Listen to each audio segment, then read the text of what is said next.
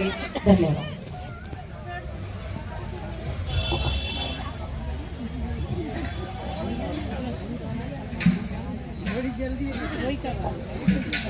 Hello hello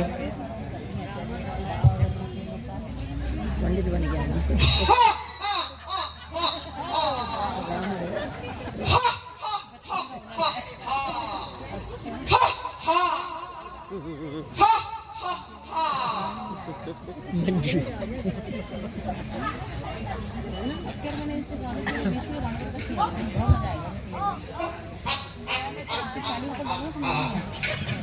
लोग समझते हैं कि रावण को जला दिया गया है, परंतु मैं तो सर्वव्यापी हूँ, सर्वव्यापी।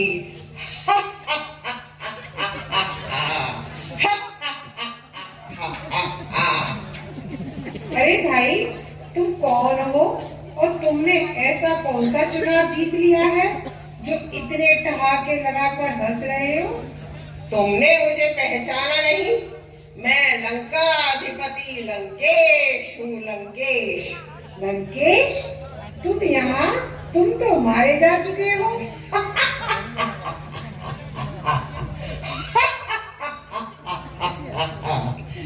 अरे, मुझे मारना मुश्किल ही नहीं, असंभव है। मैं इस समय सर्वव्यापक हूँ, तुम्हारे अंदर भी मेरा ही वास है। लंकेश, फिर तो तुम मेरे लिए बड़े काम के हो। क्यों नहीं तुम हमारी पार्टी में शामिल हो जाते? देखा नेताजी, आ गए ना आप लोग में। अरे मूर्ख, सभी पार्टियों में, सभाओं में, आंदोलनों में मैं ही तो मैं हूँ। मुझे क्या तुम शामिल करोगे? मैं ही तो सबको लड़ाता हूँ, भड़ाता हूँ, धर्म के नाम पर दंगे भड़काता हूँ। भ्रष्टाचार में, पापाचार में, अत्याचार जैसे आचारों में मेरे ही तो विचार है। मुझे इनसे अलग समझना ही तो तेरी भूल है। समझा नेता? मंगल भवन अमंगल हारी, द्रवं सुदशरथ अधीर विहारी। राम सिया राम, सिया राम, जय जय राम। राम सिया राम, सिया राम, जय जय राम। नमस्ते नेताजी। नमस्ते पंडित जी।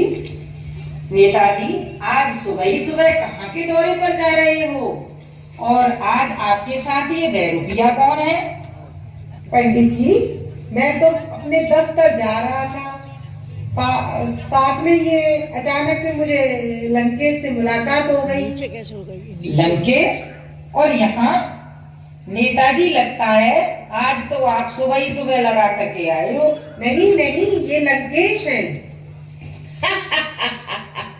देखा, पंडित जी हैरान हो गए ना मुझे देखकर। अरे, तुमने क्या समझा था कि रावण मर चुका है? अरे, मैं तो हर मानव के अंदर जिंदा बैठा हुआ हूँ। दशानन, तुम तो श्री राम के हाथों मारे गए थे, फिर तुम जिंदा कैसे हो गए?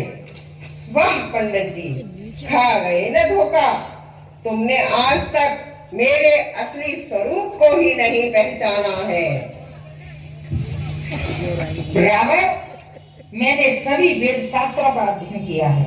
मुझसे ज्यादा तो तू अपने बारे में भी नहीं जानता होगा।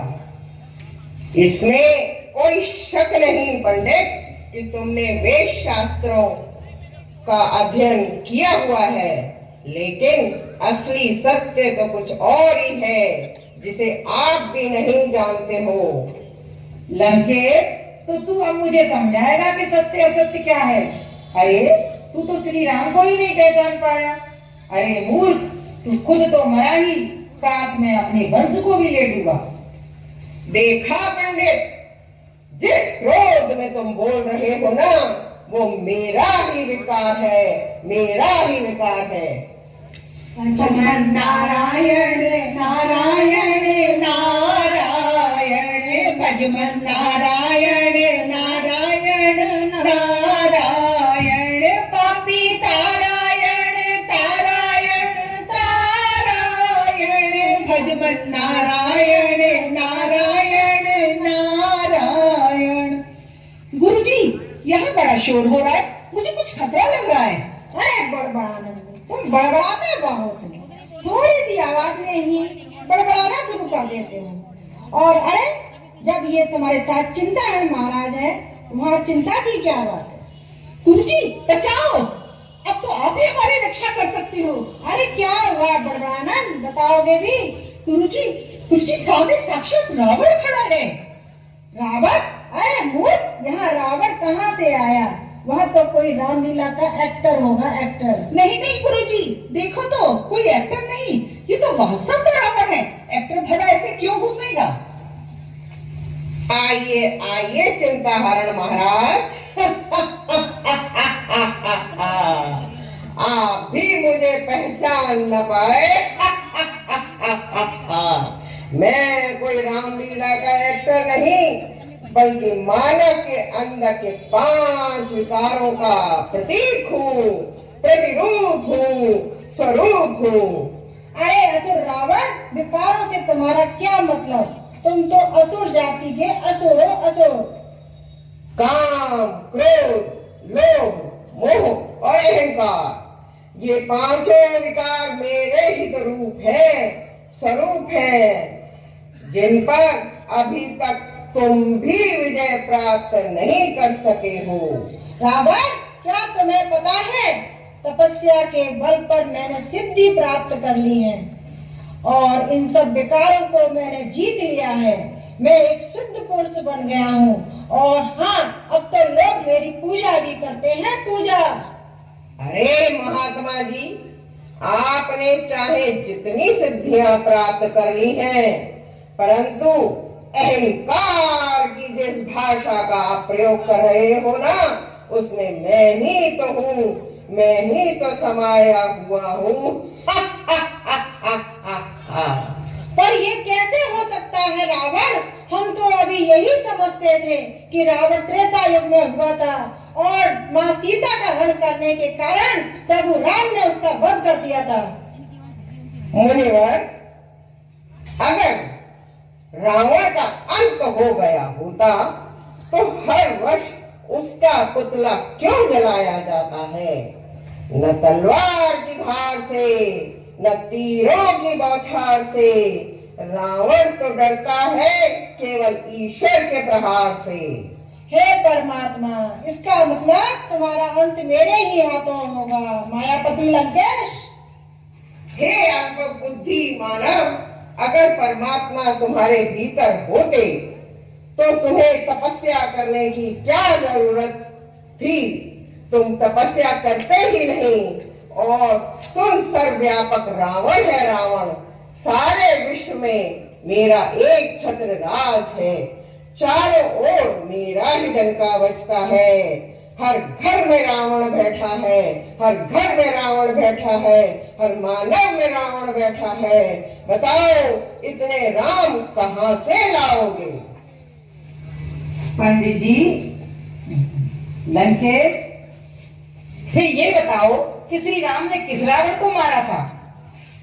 पंडित जी, श्री राम के राज में तो रावण प्रवेश भी नहीं कर सकता था, तथा सीता माता जैसी पावन देवी को तो वह छू भी नहीं सकता था।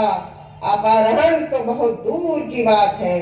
राम राज्य के बारे में तो गायन है कि दैविक भौतिक तापा, राम राज नहीं काहू ही व्यापा। फिर दुख देने वाला रावण वह कैसे हो सकता है? मेरा जन्म तो द्वापर युग से हुआ है। रावण जी, एक बात कहें, आपको बुरा तो नहीं लगेगा? अरे निसंकोच पूछो बालक। रावण जी, आप मरते क्यों नहीं? क्या अमृत पिया है? नादान बालक, मैं तुम्हारी तरह देहधारी नहीं, मेरा कोई आकार नहीं। जिसमें प्रवेश करता हूँ उसी का आकार ले लेता हूँ। लेकिन हमें कैसे पता चले हमारे अंदर रावण आ गया है? अरे बालक, जिस दिन तुम स्वयं को पहचान जाओगे उस दिन रावण तुम्हारे भीतर प्रवेश ही नहीं कर पाएगा, प्रवेश ही नहीं कर।